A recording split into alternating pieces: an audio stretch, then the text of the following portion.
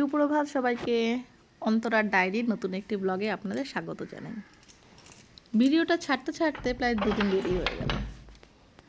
আজকে হলো 13ই নভেম্বর, তুলসী বিবাহের দিন। এদিনকে সন্ধ্যায় আমাদের একটা জন্মদিনের নেমন্তন্ন আছে। বেশ ভোর ভোর ঘুম থেকে উঠে গেছি, সবে সূর্য উঠেছে। আর আমার এই বারান্দাতে সবথেকে প্রথম রোদটা আসে। দেখুন, বোঝাই যাচ্ছে সকাল, একদম সকালের আকাশ। আর এই যে আমার ট্যাঙ্গেল হাটটাকে এখানে রেখেছি বেশ সপ্তাহখানেক হলো, ভালোই বেড়ে উঠেছে। এবার একটু ওর প্রুনিং করতে হবে। প্রথম রোদটা আমার এই রুমটাতেও বেশ আসে। সমস্ত গাছে অল্প অল্প করে রোদ পড়ছে। মাঝে মাঝে আমি এই গাছগুলোকে অবশ্য ঘুরিয়ে ফিরিয়ে জায়গা পরিবর্তন করে দিই, যাতে সবাই কম বেশি রোদের মুখ দেখতে পারে। রান্নাঘরে এসে যথারীতি গ্যাসের ওভেন মুছে নিয়েছি, স্ল্যাব ট্যাব মুছে গরম জল বসিয়ে দিয়েছি। আমার যেটা ড্রিঙ্ক ওটা আমি নিয়ে নিয়েছি, আর হাজব্যান্ডের জন্য বানিয়ে নিয়েছি 1 কাপ ছাতু। উনি ছাতুটা খেয়ে নিয়ে ছেলেকে নিয়ে বেরোবেন স্কুলের জন্য। কাজগুলো করতে করতে আবার বিছনাগুলো ঝেড়ে নিয়েছি। হাজব্যান্ডের বিছনাটা তুলে নিলাম, চলে গেলাম আমার নিজের বিছানা তুলতে। এটাও পরিষ্কার করে নিয়েছি। ছেলে আমার তৈরি হচ্ছে, সে স্কুলে যাওয়ার আগে তার যত জামা কাপড় থাকে সব খাটের উপর ছড়িয়ে ছিটিয়ে রেখে চলে যায়, এটাই তার কাজ। আর এইগুলোকে নিয়ে গুছিয়ে রাখা, সেটা হলো আমার কাজ। এইগুলোই চলছে। আজকে ওর টাইয়ের ব্যাপার নেই, আজকের ওর হলো ড্রেস, ওটাই আজ, এই জন্য ওটার সাথে টাইয়ের কোনো ব্যাপার থাকে না। ছেলে আমার বেরিয়ে যাচ্ছে স্কুলে। ছাদের দরজাটা এখনও খোলা হয়নি, ওটা দরজাটা খুলবো আমি। সকাল থেকে ওইদিকে এত ব্যস্ত ছিলাম যে ছাদে আসার সময় পাইনি।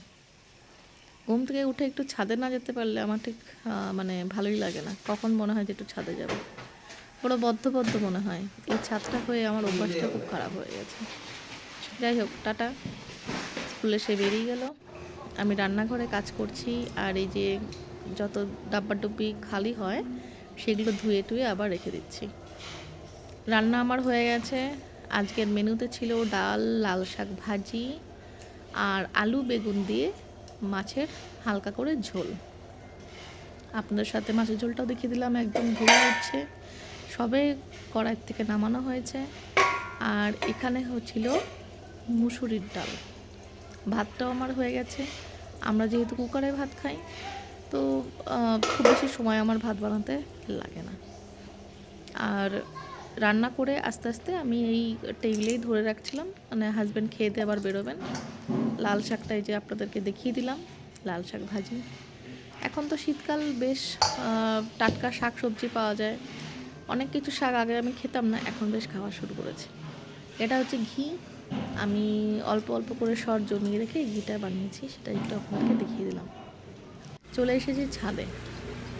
আমার পদ্মের গামলায় পদ্মের কোনো দেখা নেই, কিন্তু পাতা খুব মানে ভরে গেছে, পাতায় ভরে গেছে। প্রতিদিন ঘুম থেকে উঠে ভাবি কবে যে একটা ফুলের মুখ দেখব। যাই হোক, আগের বারের থেকে এইবারের পাতার সাইজটা যেহেতু বড় হয়েছে, আশা করছি হয়তো সামনেও ফুলের দেখা পেতে পারি। যাই হোক, গোলাপ গাছটি আমাকে নিরাশ করে না, সে আমাকে বেশ ফুলের পর ফুল দিয়েই যাচ্ছে।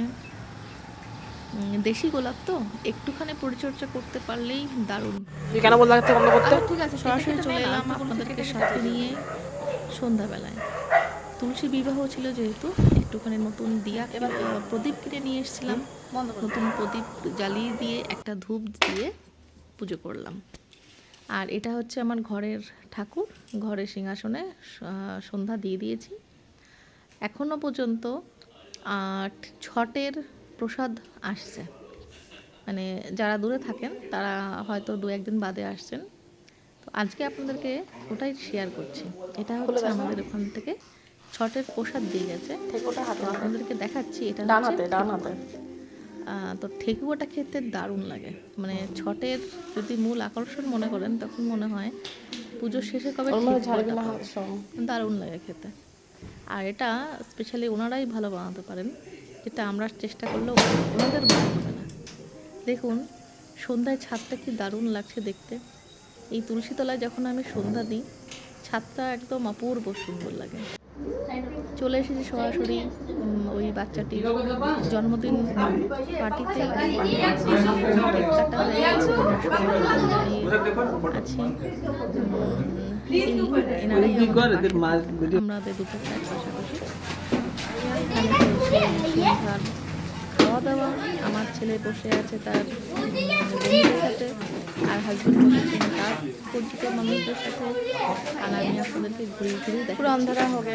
এইগুলো ছিল মেনুতে, সব কিছু ছিল ভেজ আইটেম। খুব সুন্দর রান্নাবান্না খাওয়া দাওয়া সব হয়েছিল। যিনি ক্যাটারিং করেছেন তিনিও আমাদের এই পাড়ারই একজন ভদ্রলোক। এখানে সবাই বসে খাওয়া দাওয়া করছে।